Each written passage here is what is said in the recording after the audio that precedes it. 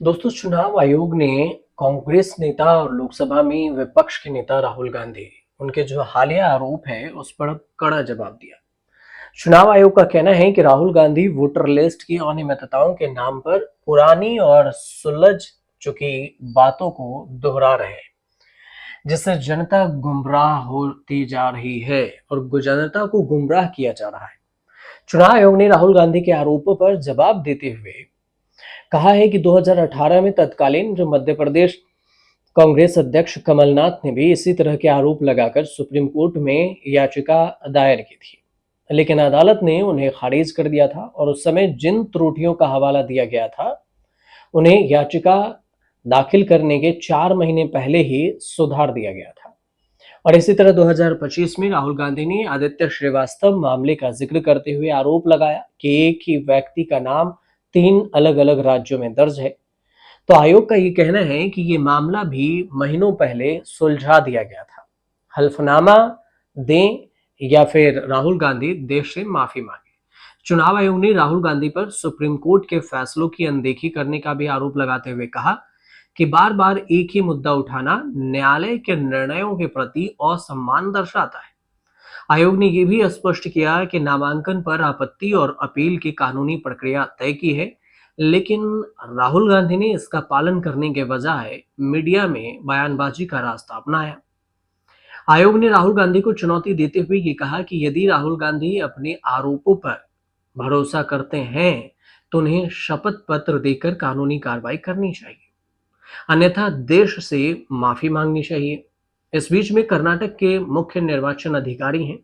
उन्होंने राज्य अध्यक्ष डीके शिव कुमार को भी पत्र लिखकर 5 अगस्त को की तारीख दी है, शिकायत को शपथ पत्र के माध्यम से प्रमाणित करने को कहा है।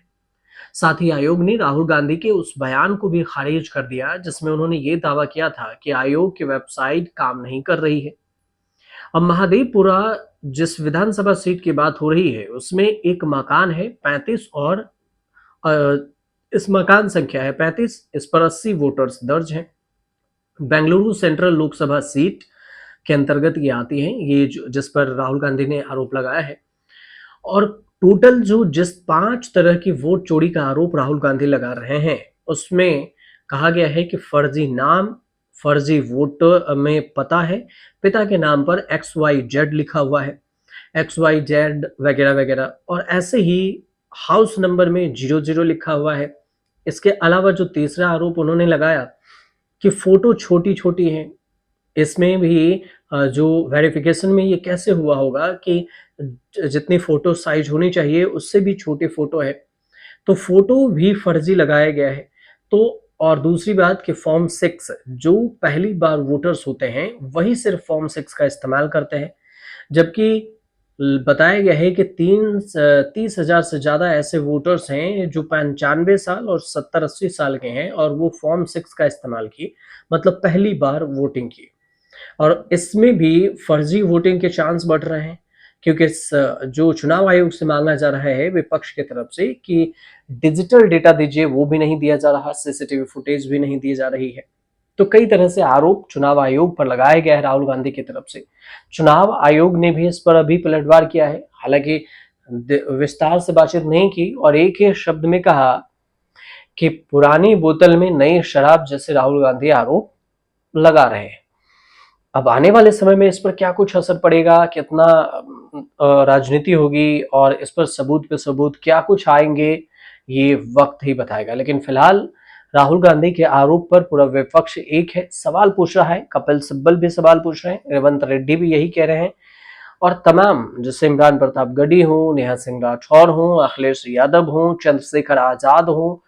मतलब जितने भी विपक्ष की तरफ हैं वो सब यही सवाल पूछ रहे हैं कि चुनाव आयोग को इस पर जवाब देना चाहिए